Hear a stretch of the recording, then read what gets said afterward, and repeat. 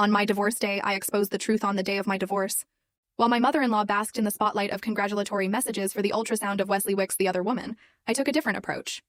With a cold smile, I shared Wesley's premarital checkup report, a document that exposed the truth behind the facade. The report clearly stated, Wesley Wick, male, diagnosed with congenital azoospermia. I don't want a man who can't have children. Wesley and I met in college and got together after graduation. After graduation, my salary wasn't high, barely enough to make ends meet, so we had to rent a shabby, unfinished apartment. Wesley and I worked at the same company. After work, he would drive me home, and during holidays, he would give me little gifts. If nothing else, he would at least take me out for hamburgers. I grew up in the shadows of neglect, my parents absent, and my childhood devoid of wealth or stability. The only beacon in my turbulent life was my grandmother. As a child, others would say I was a wild child that Grandma picked up. I never believed them. After Grandma passed away, I had no home, so I envied those who did. Because I lacked love growing up, I became increasingly dependent on Wesley.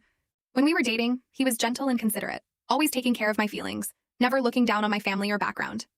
I was young and mistook his cheap kindness for love. When he proposed, he promised to give me a happy and fulfilling family. I was overjoyed and married him. Once we were engaged, Wesley's relatives made their opinions known, snickering behind my back.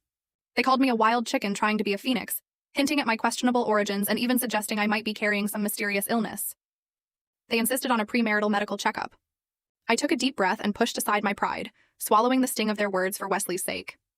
When the results came out, it turned out that Wesley had congenital azoospermia, meaning we wouldn't be able to have children and there was no cure for it.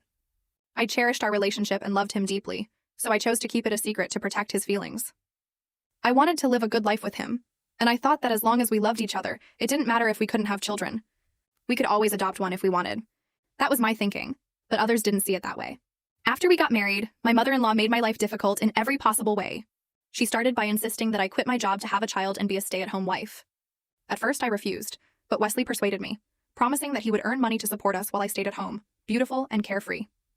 I believed his sweet words, quit my job, and became a full-time housewife. But what awaited me after marriage was endless grievances and heartache. Every morning, I woke up to cook, and after cooking, I would wash clothes, mop the floor, and wash the dishes after eating. After cleaning up, just as I was about to rest, my mother-in-law would throw a pile of underwear at me. This wasn't the first time she had asked me to wash her undergarments. With a weary sigh, I looked at her and said, Mom, undergarments and other personal clothing are meant to be washed by the wearer. It's not my place to handle such private matters. She was busy texting someone to come over and play mahjong and looked up at me with a glare. If I tell you to wash it, then wash it. Where do you get so much nonsense?